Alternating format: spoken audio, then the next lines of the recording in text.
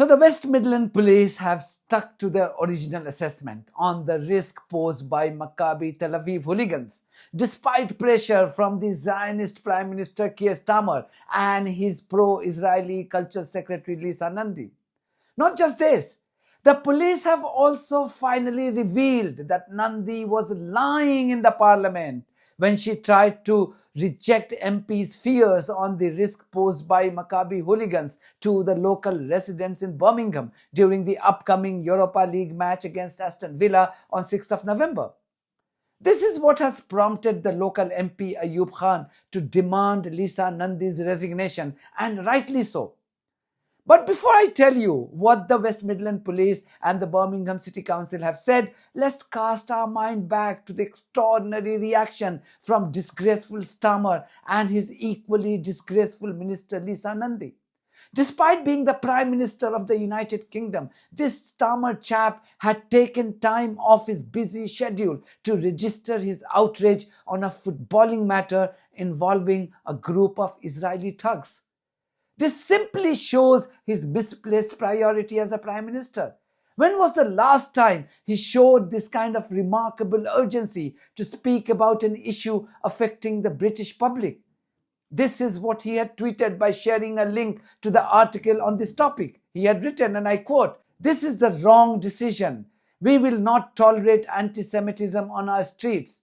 The role of the police is to ensure all football fans can enjoy the game without fear of violence or intimidation." End quote. This was the most shameless way of abusing the Prime Minister's office to bully a police force of your own country, just because it involved Israeli thugs and he is supposed to be the Prime Minister of British people. How is this acceptable? Taking the cue from Starmer, his pro-Israeli Culture Secretary Lisa Nandy, a day later, she has chosen to use the Parliament of all the places to exert further pressure on the police force, which is supposed to function independently without fear of any pressure from rogue politicians. Just like her boss, Starmer, Nandy was also equally shameless to link this to anti-Semitism, something which has become a fashion these days for Israeli stooges to do so to get sympathy for their Israeli genocidal maniacs. If Israeli war criminals have a cold or a cough, the virus will be anti-Semitic for these useful idiots of Israel. If Israelis are criticized for murdering children and babies, the criticism itself will be called anti-Semitic. This Nandy woman had even accused her rival MPs in the parliament of anti-Semitism, and her despicable act was allowed to go unchallenged by the Speaker of the House. She had then rejected MPs' claims that the ban on Maccabi fans was in light of their violent past. After the conflation of anti-Semitism with the banning of football hooligans who happen to come from Israel, and the abuse that I've received and other people who've received for supporting the ban on safety grounds, I must put on record that I and those people are not anti-Semitic, never have been and never will be. The Prime Minister, if I may, the Prime Minister called the decision to ban the violent Maccabi hooligans by West Midlands Police and Birmingham City Council Safety Advisory Group as anti-Semitism. The leader of Reform said the police gave in to extremist intimidation. The leader of the Liberal Democrats called for the decision to be reversed, saying you don't tackle anti-Semitism by banning its victims. And racist comments from the would-be leader of the Tories said he was wrong that the integration has failed in Birmingham. Madam Deputy Speaker, let me ask this.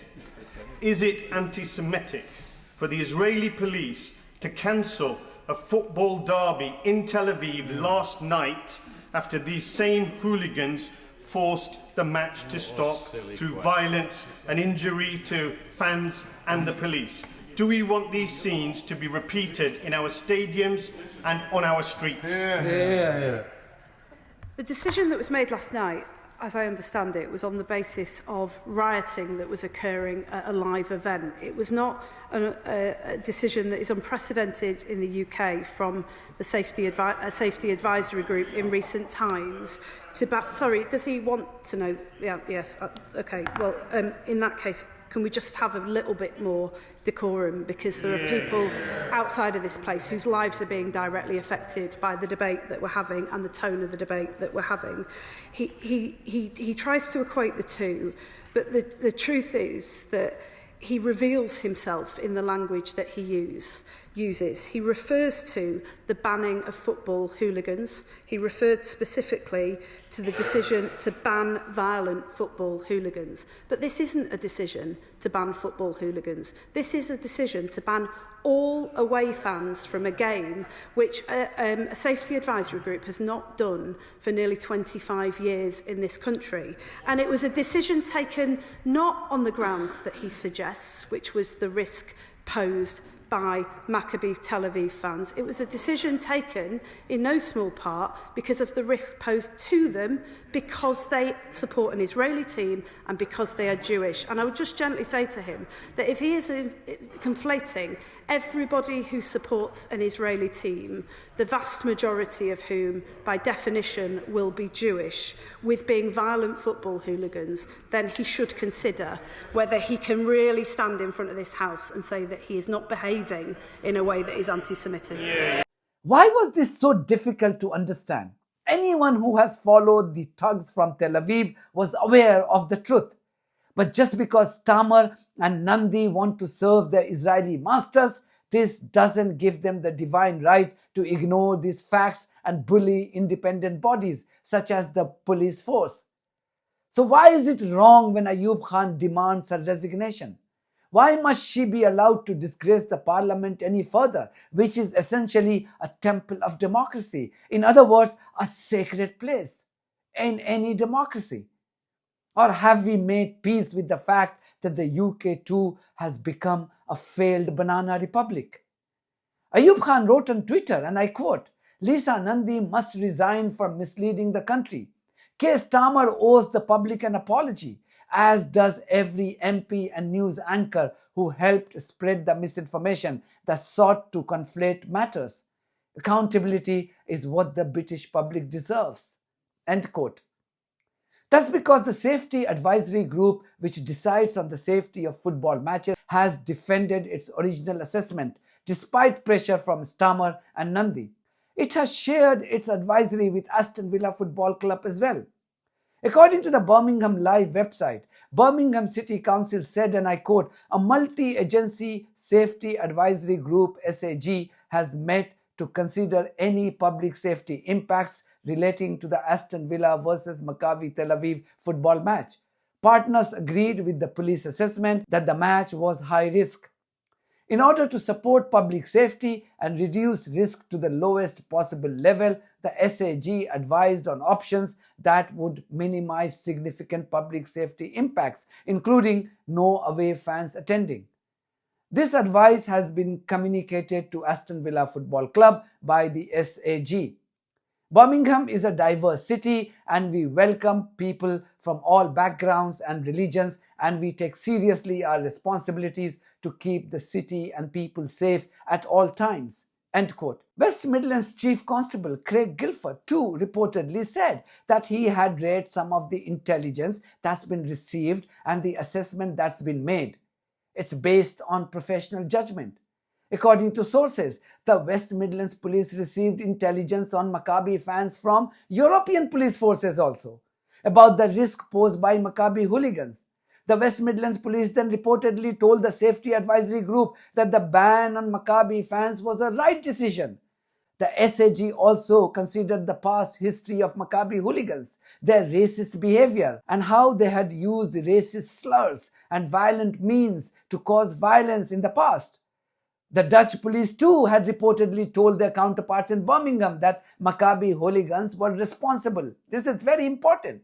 Dutch police told the Birmingham City Council, their counterparts in Birmingham and police force in Birmingham, that Maccabi hooligans were responsible for instigating the violence last year after the match against Ajax in Amsterdam. According to the Dutch police, these Israeli thugs had vandalized houses that had Palestinian flags and randomly picked Muslims for their violent attacks. The Dutch police needed to deploy 5,000 officers to quell this violence over the period of 3 days. What is significant is that even the local Jewish community is reported to have told the West Midlands Police in Birmingham that they supported the ban since Maccabi hooligans may bring disrepute to the community in the area. Meanwhile, Aston Villa has also rejected the request for 500 tickets by Maccabi fans in the UK. No wonder the lapdog media has once again cooked up the anti-Semitism narrative. But does anyone care? An average British is increasingly becoming tired of this term, which is now being used only to harass and intimidate those critical of Israeli thuggery. That's it from me. Thank you very much for your support of this platform and our journalism. If you haven't subscribed to my channel, please do so, because that's one of the many ways you can support independent journalism. God bless you all.